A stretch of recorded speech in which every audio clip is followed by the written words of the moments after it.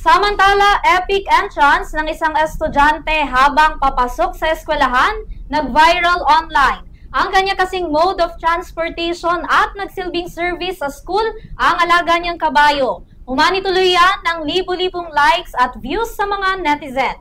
Alamin natin ang buong kwento ng balitang Pampa Good Vibes mula kay Aika Yuban.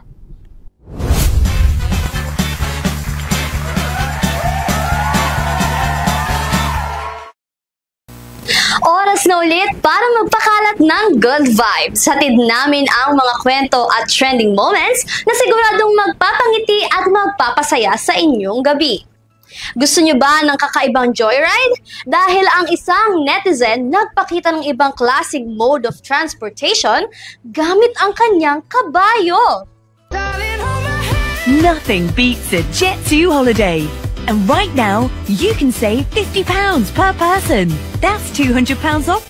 Naging instant sensation ang TikTok video ng isang netizen dahil sa kanyang kakaibang paraan ng pagpasok sa eskwelahan.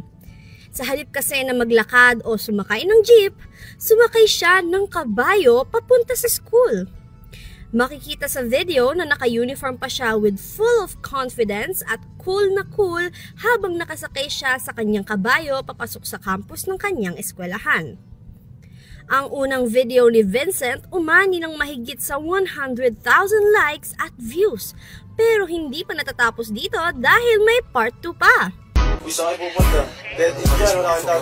I'm a flirt, pag napadaan mga chicks dito sa hood. I'm a flirt, nakayayaan mag-smoke, may dala silang shoe. Love at first sight, sound of sick her. Ginawa niya ulit ang kanyang epic entrance at mas naging viral ito, kung saan umabot ito ng 200,000 likes and views.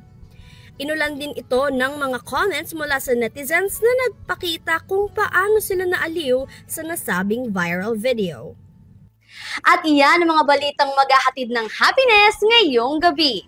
Kung nais niyo mag-share ng inyong sariling good vibe moments, i-message lang kami sa aming official account, EuroTV News. Ako si Aika Yubal, maghahatid ng saya at kwento sa bawat Pilipino. Balik sa inyo Henry, Mia at Vanessa.